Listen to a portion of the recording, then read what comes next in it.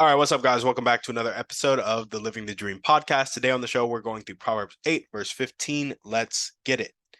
By me, kings reign, and rulers decree what is just. Interpretation of this is really simple. Kings and rulers use wisdom to reign and determine what is just. And so, what is the entrepreneurial application of that? Well, you know, we're not going to be kings today. I think we rule. We rule ourselves. We rule our households. We rule certain segments of society for sure. And so the entrepreneurial application of this is like if you're a business owner, you are like the ruler, the king of that business. And so seek wisdom in your business pursuits to be a great leader. It'll help you develop the people around you and grow the business so you can serve more people. And so you have to use wisdom in your dealings with people. And you notice if we go back to verse 12, I think, no, verse 13, wisdom hates pride and arrogance. And servant leadership often calls for you dropping your pride, really, getting rid of that arrogance and choosing to love and serve the people that you're leading so that you can go out and love and serve the people that you're serving as a unit, if that makes sense. So where has this shown up in my life? I'm always thinking about leading people towards their dreams and goals and uniting it with my vision. I think Layla Hormozy said this. She was like, if you're having trouble keeping A players, it may be because you don't have a vision big enough to incorporate their vision. And so, as a leader, you always have to be going somewhere, doing something that is big enough, wide enough, so that everybody can have a slice of the pie. And so, if it's huge, somebody can get to their goals, get to their dreams, and still be within your vision, working within your vision. And that's what the really big companies have in common. Some people want to get financially free, and so they go to work for Microsoft and they become the CEO or whatever in the executive suite of Microsoft. And when they do that, they hit their goal of financial freedom, which will help them get their other impact goal. You got the freedom goal and then you got the impact goal of maybe getting people who are in sex slavery out and rehabilitated and back into society. Maybe that's the stuff they're passionate about. Working for Microsoft helps them do that. So being effective for Microsoft will help Microsoft hit their goal of getting computers out to, I don't know, whatever their goal is. I don't know what Microsoft's goal is, but serving a much wider customer base than that one person is trying to serve. And so by Microsoft having a big vision, they can fit the vision of an A player into their vision and they can work together and both can accomplish their goal. It's just a win-win. Nobody is losing. And so that's what the key is in leadership, in my opinion, of just what I've learned, what I've read, of, and you know, thinking about wisdom and that you need to seek counsel. You're not seeking counsel for small things. You're seeking counsel for big things. And a great leader can inspire people. Like Jesus was a boss leader. Think about how many people still follow him. And, his call was to like go and make disciples of every nation to the ends of the earth. That's a big freaking call. But guess what? People like me who want to raise the standard of living across the world to middle class America, that's what I want to do. And that's within Jesus's vision. It's like, well, why do I want to raise the standard of living across the world to middle class America? Well, I know that I struggled with, my whole worldview was tainted by poverty in a sense. I wasn't super broke. Like I always had food to eat, always had water to drink, but I wasn't free. My family wasn't free. We always argued about money and kind of split my parents up. It was one of the major things that split my parents up. And so it's just like when I'm thinking about that, I'm like, dang, that sucks. I don't want anybody to experience that. And growing up, people in middle class America didn't experience that from what I saw. It wasn't money problems, emotional problems, spiritual problems, health problems for sure, but not money problems. So I was like, if I can get everybody to middle class America, the rest of that's easy. It's just some simple disciplines for health, simple disciplines for relationships. But like money seems so elusive. And as I've grown up, I found out that money is the easy thing. And it's the relationships and health that really matter and that are really important and that people can tend to neglect for money, which is actually the easy thing.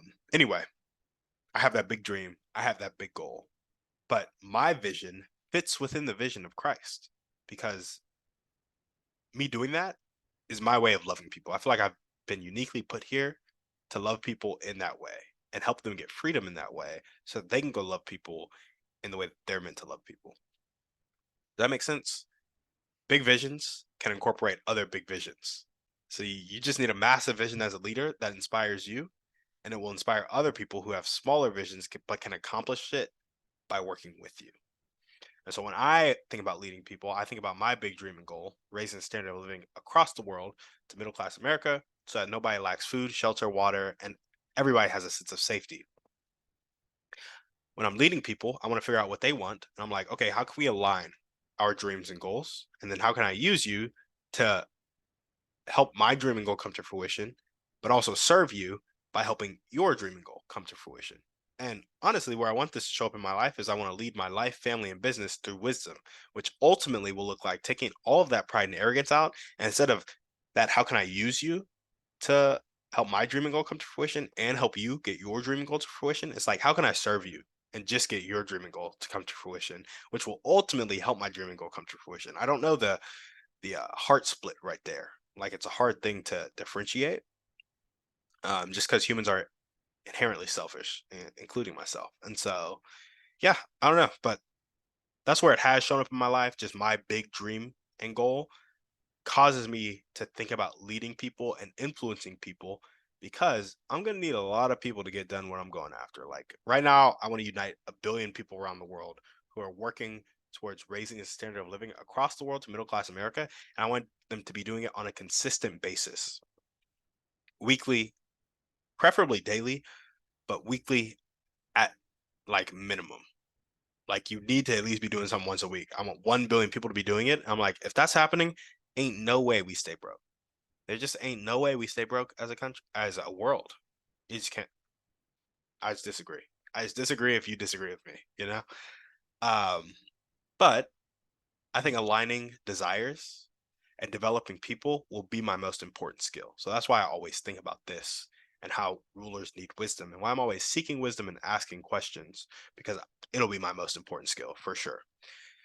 And so, where do I want this to show up in my life? I already told you guys, lead my life, family, and businesses through wisdom, but also get rid of my pride and arrogance when I'm thinking about aligning my desires with other people's desires. Really, it's like I just want to serve people and help their desires come to fruition.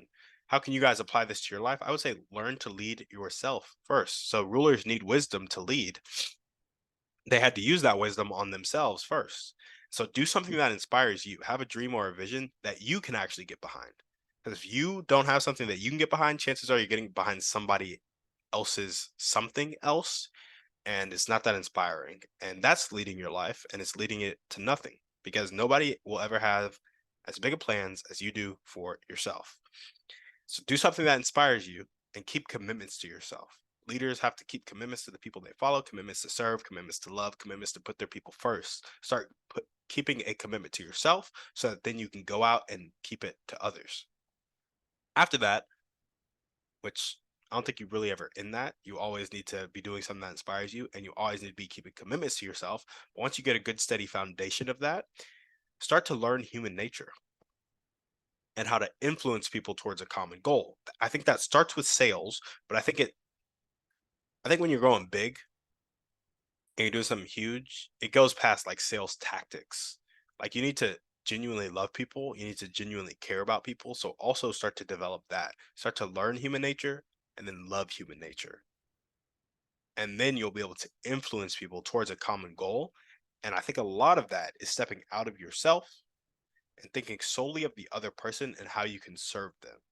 Which you gotta do, you gotta lead yourself with that wisdom, and then you can lower that pride, lower that arrogance, and choose to submit, choose to love other people. So that's what we got for you guys today on the show. Thank you so much for listening. We will see you on the next one. And on that note, we're out.